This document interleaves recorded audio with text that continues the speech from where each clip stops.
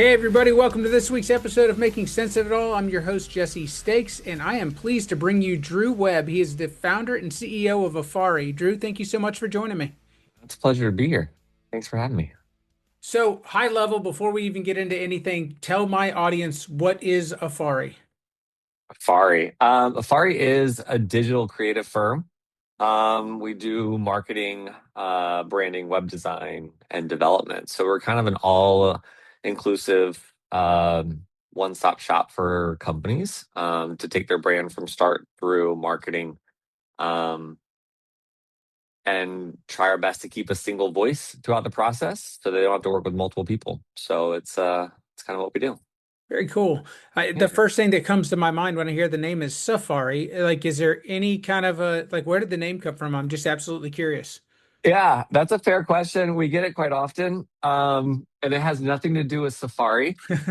We get the Safari project or the Affair project, which are the two mess ups most people give us. But no, so Affari is actually like an Italian term for business.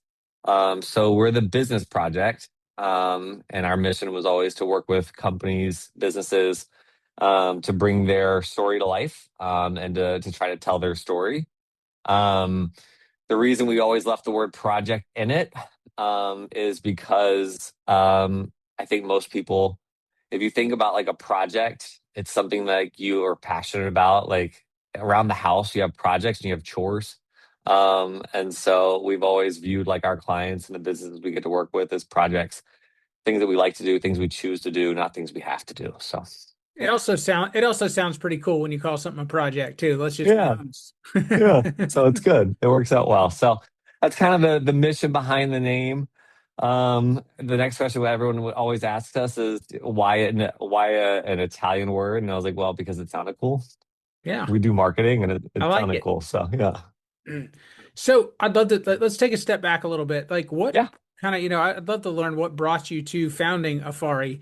Like, was it something that you always wanted to do? Was it something like marketing was kind of that was your end goal, or what got you here?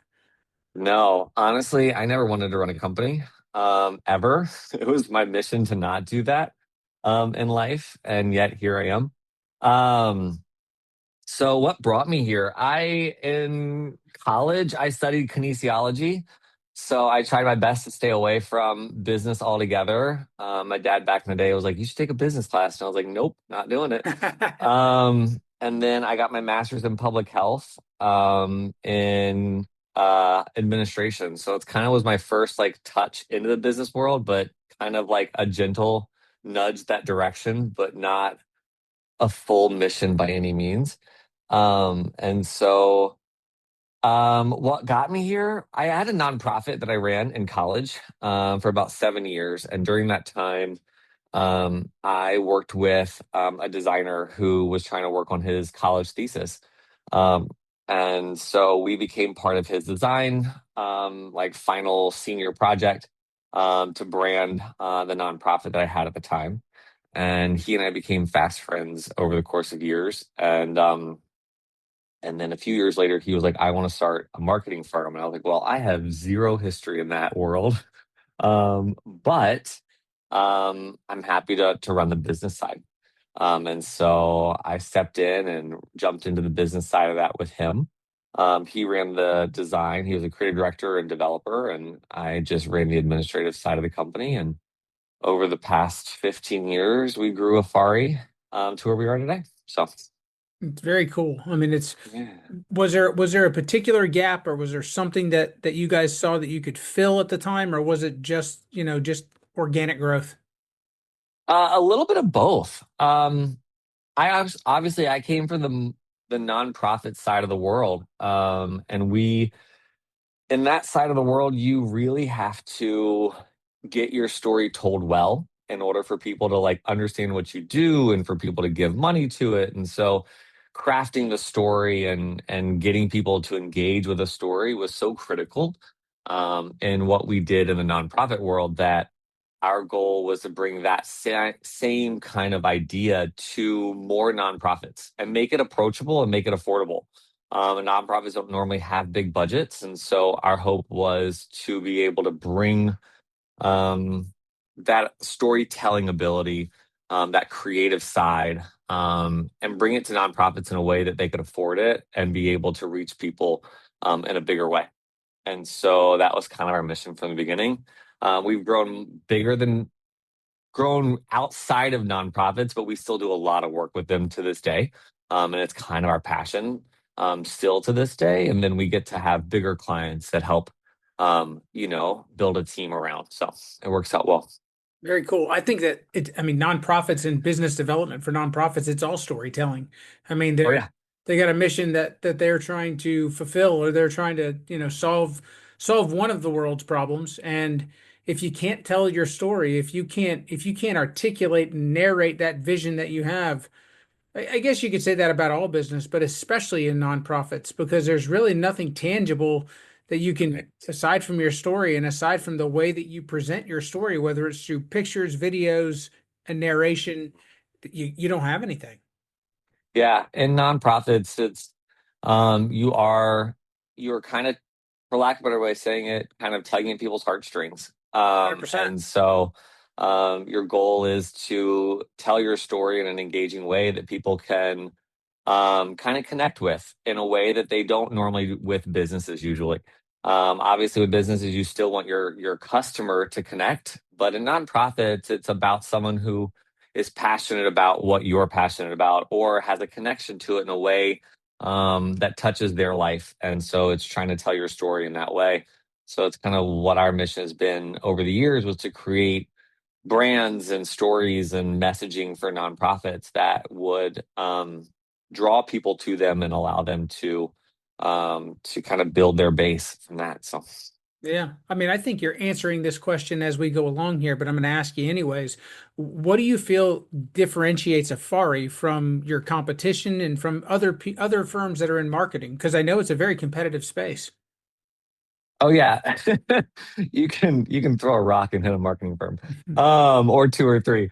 And so yeah, it's definitely a very crowded space. But I think at the end of the day, though, as much as there's a lot of firms out there, our biggest hope is that we just get to connect with the right people, and that we get to tell the story of people that are looking for it under one roof. What sets us apart? I don't know that I think every marketing firm kind of has at their core foundation the goal to, grow a business, a client. I think from our side, our goal has always been to form like a relationship with our clients in a bigger way and not just be, the like transactional company that they go to, but to always be available to them more on a relationship level.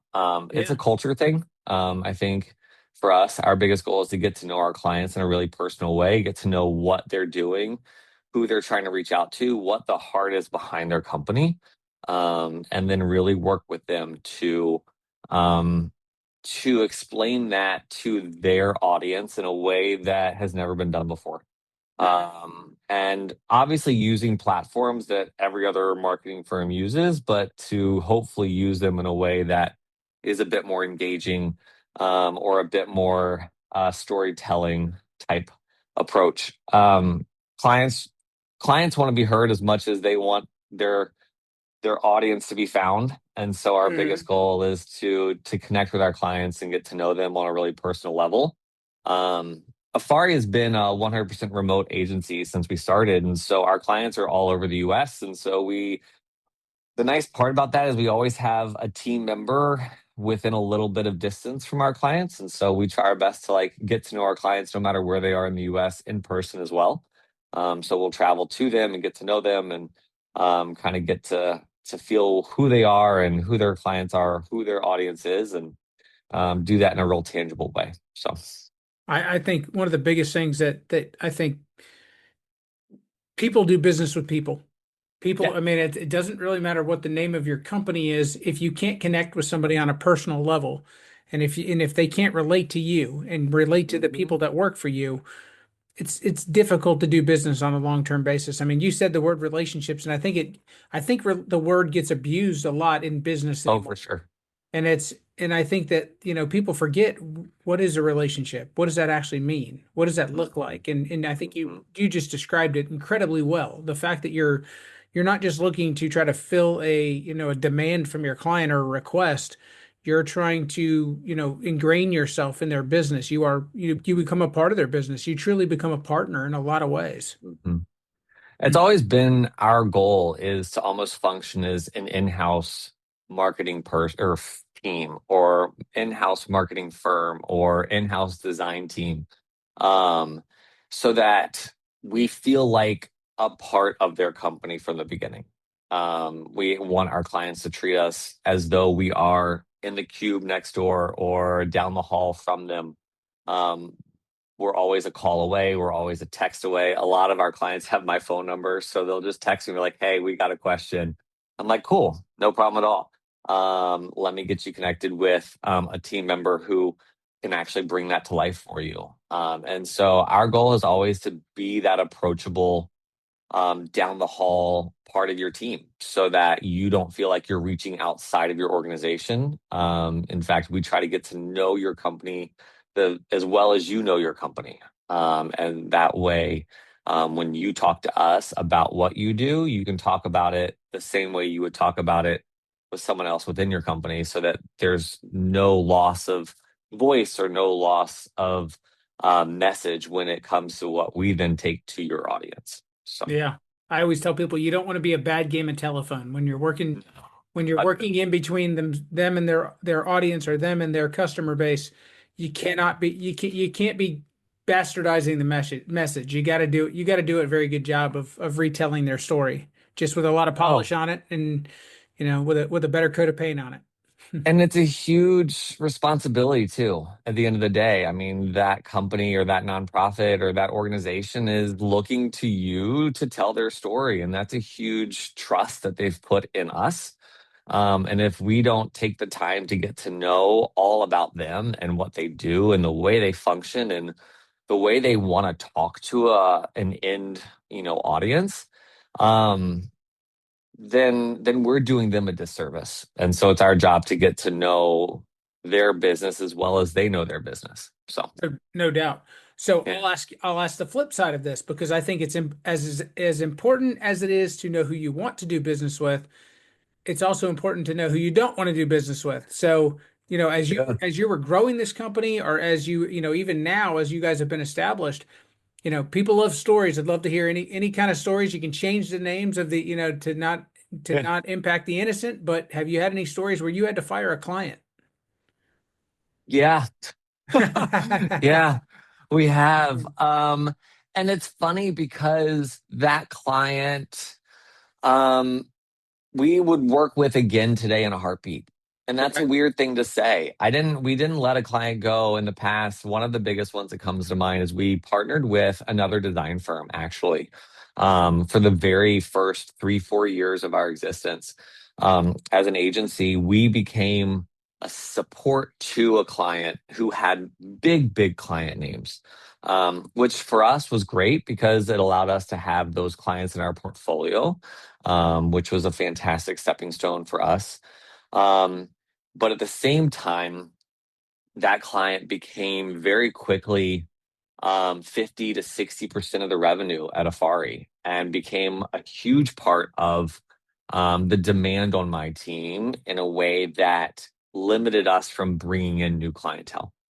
And so the only reason we kind of separated from them was had nothing to do with the relationship. And my mission during that period of time was to maintain the relationship. In fact, I think one of their directors to this day, he and I still talk, and we still message semi regularly when we can. Still trying to look for projects that we can team again on. Um, but we separated because it was. It was holding back the potential of what we wanted to do as an agency. And it also was a risk because if we didn't have them as a client, we lost 50% of our revenue. So for me to be able to make the decision to say, hey, we're going to step back because I need to bring in clientele that isn't as volatile or isn't as potentially damaging if you do walk away from us. We made that decision at a period of time that we knew we could afford it, um, Mhm. and also had enough in the pipeline to bring in to cover it instead of having 50% of my revenue from one client, we then were able to spread that over costs of 10. And so that way we had 10 new clients, but also we had the risk of losing one of them was a tenth of an impact on our business. Mhm. And so at the end of the day, that client brought us some of the biggest names in like footwear and sports, which was great. But you know, um, it also brought the risk of, you know, a loss of revenue that would have been detrimental down the line had we, not planned for it accordingly. So Oh it yeah. was a need to step back. And I don't know that we necessarily fired them. We just had to have that conversation of like, hey, we can't deliver this much work for you on a regular basis without either completely scaling my team to a place that put us at risk or setting clients aside that we already had in our like in our workflow, and prioritizing only this one. And so it was just kind of a conversation of like, hey, we need to like take less from you, not just not work with you, if that makes sense. So Makes perfect sense. I mean, it's the challenge of concentration. I mean, as far as whether it's in people's accounts receivable or if it's in the work that you're actually bringing in from your sources, it can be very dangerous. I mean, it can yeah, affect. I mean, I've seen very successful $100 million companies go out of business, not overnight, but over the next 3 years after they lost an enormous contract that represented 70 to 75% of their work because they put all their eggs in one basket, basically. And then yeah, if they do that for a long enough period of time, they forget what it looks like to go out and chase in new business too. They forget what it means to add new logos to their list of customers.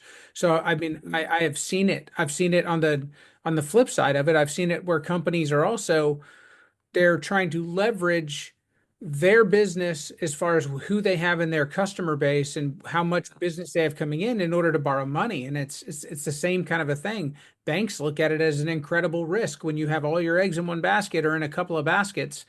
You know, it's the what for if. sure. It's always the what if the worst case scenario happens. And if it does, if the answer is that you go out of business, I mean, kudos to you for recognizing that before you got to a point where it was a hard pivot. You did it when it was an easier pivot to make.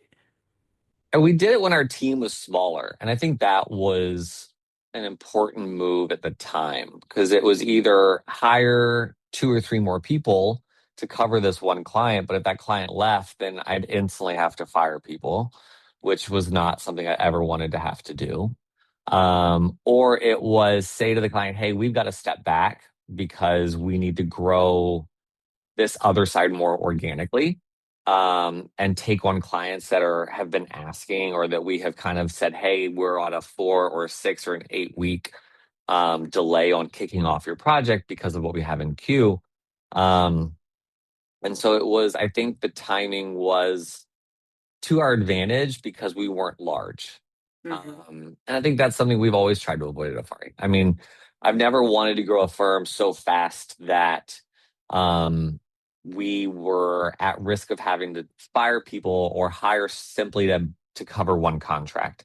And I think that's something I can safely say. We're not a huge agency by any means. I've always tried to keep it at a fairly tight knit group of people.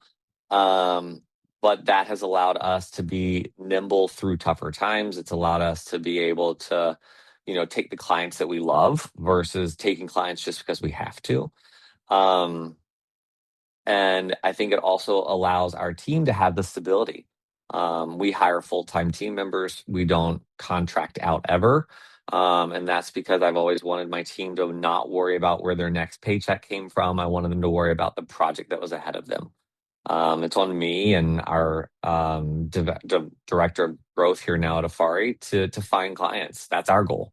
It's my team's job to deliver, and to focus on being creative, and not having to worry about it. And so over the course of 15 years, we've never in the history of Affari had to let someone go because of staffing or because of a lack of work. Because we've only ever staffed when we knew we could support that person for the future. So I think that's fantastic. It really speaks to your leadership style, and it speaks to kind of the culture that it seems like you're instilling in your organization. Question I have around that, because you said you guys are 100% remote. Like, Mhm. is that difficult? Like, does it make it difficult to instill a culture or like an intentional culture in your employees? Yes and no. So my business partner, the one I started Affari with, who isn't with us anymore, but who I started Affari with, um, he was based out of California. I'm here out of Hampton Roads, Virginia, and so we were about as far apart as we could be. We also Hmm. started the company having never met each other in person. We were friends for years just by like correspondence and email, and we would talk on the phone. And I just had never flown out to where he lived, and we never had, spent time in person. But we had formed a relationship as friends, over a distance, and so it allowed for that to be the norm. And so as we looked at bringing on team members, we brought on team members no matter where they were, but because we wanted them to be the most creative. We're a creative agency. I want people to live where they feel inspired, not to be forced to live in a place that could inhibit or hamper their creativity in any way. And so we've always done it in that way. I, over the years, have always traveled to team members to ensure that we get to know them, whether they are local to Hampton Roads or to wherever we might be. With my current business partner lives in Montana. He's been with me for 10 years now. And so a lot of our team members are both based out of Virginia and Montana. But we also have team members in North Carolina and Iowa, Oregon, Texas.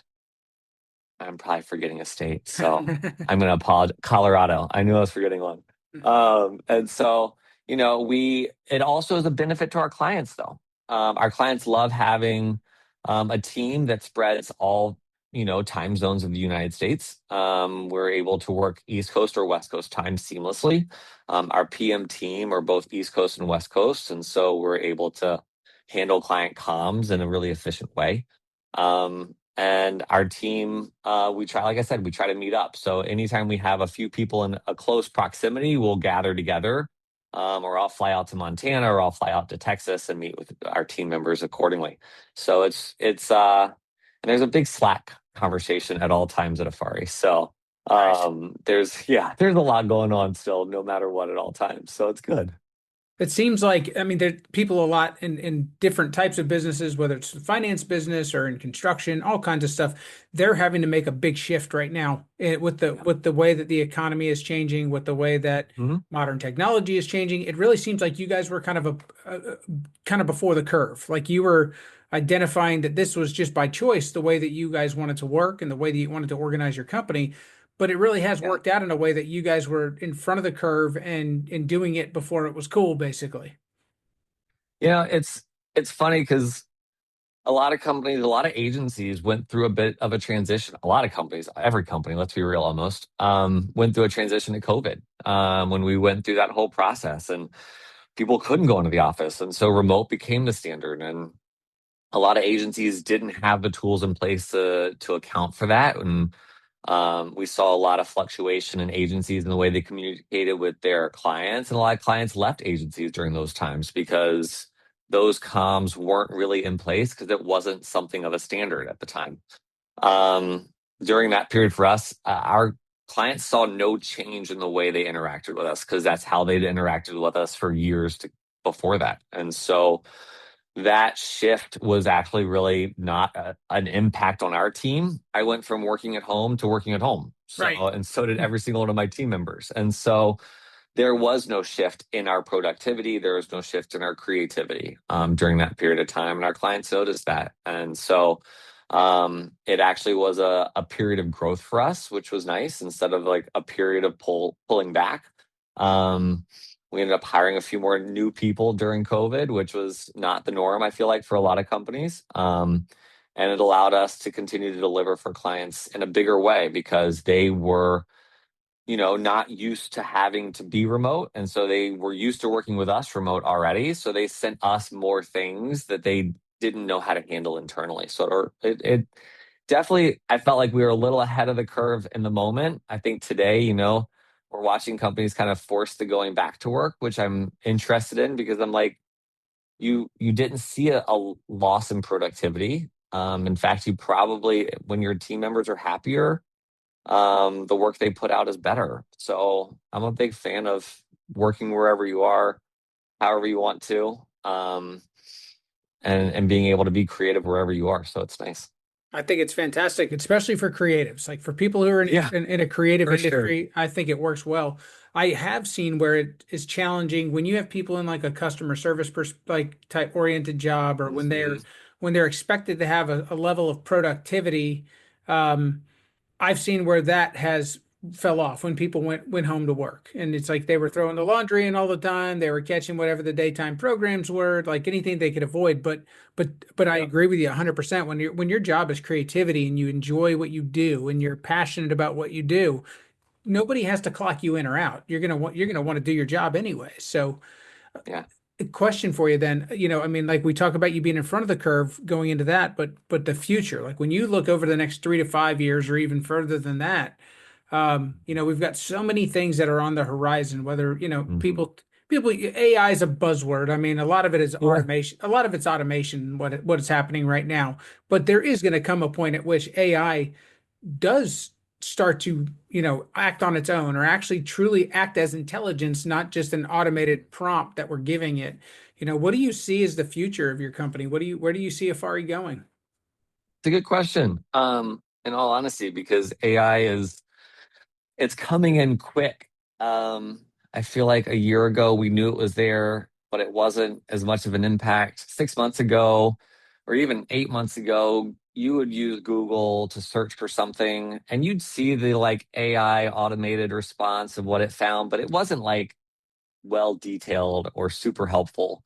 Um, and so you kind of ignored it.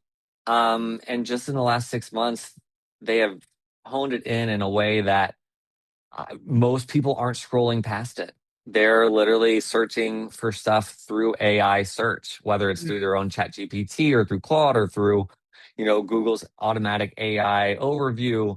Um, and we're watching it shift. In fact, we're having conversations with our clients right now. I mean, our clients are seeing more engagement than ever at times because we're making a shift for them on a marketing side in a big way with an expanse on SEO. So a lot of this new AEO and GEO world, which is it's a lot of acronyms, but answer and generative search. So it's that piece. It's, hey, I'm going to go to ChatGPT and ask a question. And at the end of the day, is your site or is your brand visible to ChatGPT? And that's where we're starting to see this shift. And so we're now having to say, hey, you know what?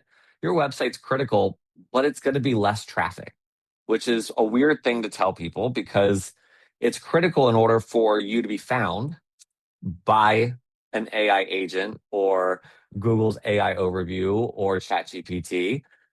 But are people going to go to you is the question. No, because a lot of times ChatGPT is going to give them an email address or a phone number or a way to reach out to you directly, and they don't have to come to your site, but they found you. And so it's a weird conversation to have with people right now as we see marketing shift because we have to think about who's finding us really. Is the person finding us, or is the person prompting someone to find us? And Yeah.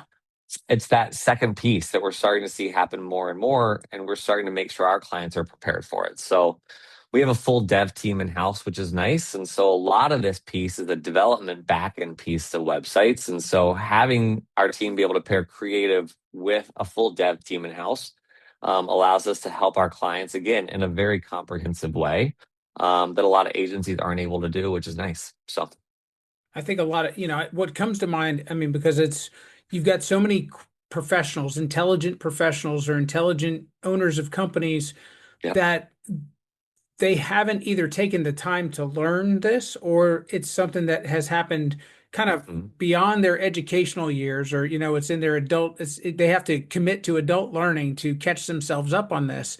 And a lot of the times confused minds say no.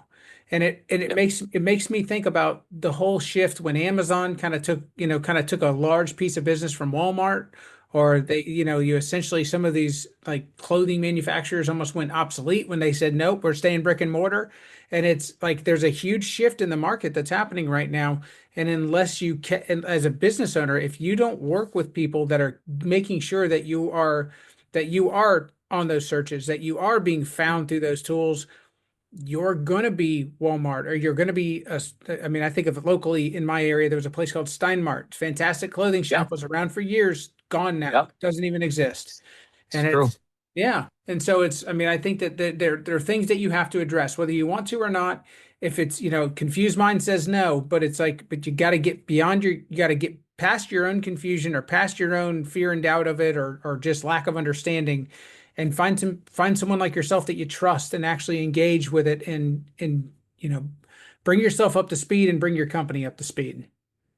Mean, we've seen it, I mean, year after year, decade after decade, and you mentioned a couple good ones, but I mean, the other most obvious ones of recent, I think this generation doesn't even know what Blockbuster is, which was, True.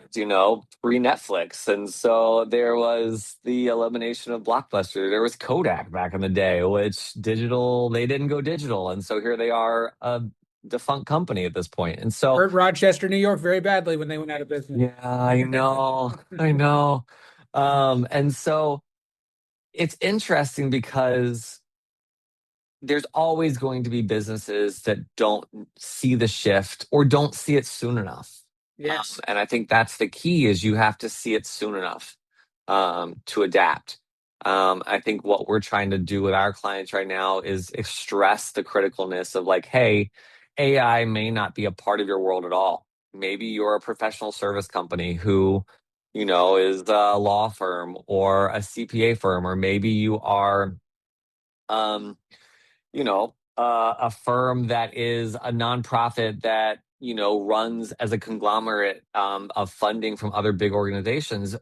Either way, AI is going to affect the way people find you, see you, or interact with you at some point over the coming, 3 to 6 months. And if you're not preparing for that, if you're not preparing to remain visible to people, then you'll be very quickly invisible. So, 100%. I couldn't agree with you more. I mean, I think that it's absolutely, and I would say even the industries that you named, AI is affecting their business in some way, fashion, or form. It is sure, not it's not unaffecting any industry at this point. I nope, think it's touching everything. Before 100%. before we wrap up, I've got some rapid fire questions for you that I want to hit you Oh with. boy. You Okay, ready? sure. Best advice that you ever received? Love your job. Love your job. My dad said that to me at a young age, especially when I told him I wasn't gonna take over his company. Um, he was like, "That's fine. Just love what you do, because if you Fantastic. do, the cliche is you'll never work a day in your life. That's a lie. I work every Right. day, but I still love my job. But it makes it worth it. It makes it worth it. So, No doubt. yeah. Book a resource that changed your thinking. Oh boy. Um, most recently, and this is just it's a resource. And it's funny. So the last couple of years, I've been attending this event up in DC, and it's been around AI, and they've been running it now, I think, for 3 years, and it was before AI became even where it is today. And it's an event that is typically free. It's called Axios. I don't know if you've ever heard of Axios. The news they I have an have. AI event in DC and New York and in San Francisco, and it has been the most enlightening.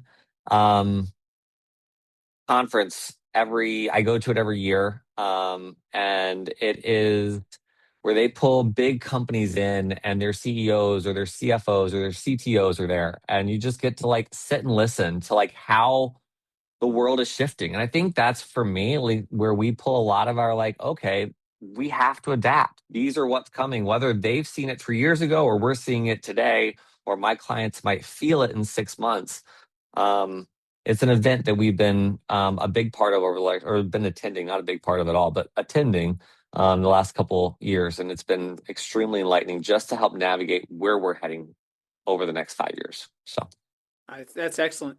Do you have any one habit that you feel like has made you a more effective professional or person in your day to day? one habit. One habit. Um, oh, Lordy, that's a good question. Um, I start my well, I start my day with a run and email. It's a weird thing to say. I used to run a lot. I used to be a long distance runner. I still miss it. I can't do it as much. I had Achilles surgery a couple of times, and it's kind of slowed me down. But I still use that time in the morning to go for either a long run that turns into a walk or just a long walk. And by the end of it, I've gone through every email that I didn't get to the day before. Um, and I've cleared out my inbox so that when I sit down at the desk, what I can do is something that I know I either need to do or something I'm excited to do for a client. And I don't have the stress of something looming. And so my mornings are get up, go for a run, get my email knocked out before I even get back to my desk, so that I can sit down ready to go, or it's group conversation with a team member, and I can put my focus on them and not something that's looming behind me. So I think that's fantastic, and I honestly, I could do without the run. I can tell you that. I'm not a run for that's fat fair. guy, but I absolutely could do with the second part of that and make sure that all my stuff is knocked out from the day before I start the next day. I think that's a fantastic piece of advice. It's funny. I think your story is one of entrepreneurship, whether you wanted to be one or not when you were younger. You absolutely are now. And so I think that, that if that's inspiring to anybody who's listening, that the fact that maybe they didn't see themselves as something when they were younger, but it doesn't mean that you can't evolve, you can't change, or you can't just reshape your thinking and realize that something is for you when maybe you thought it wasn't before. I think that that's tremendous, and I think that a lot of people can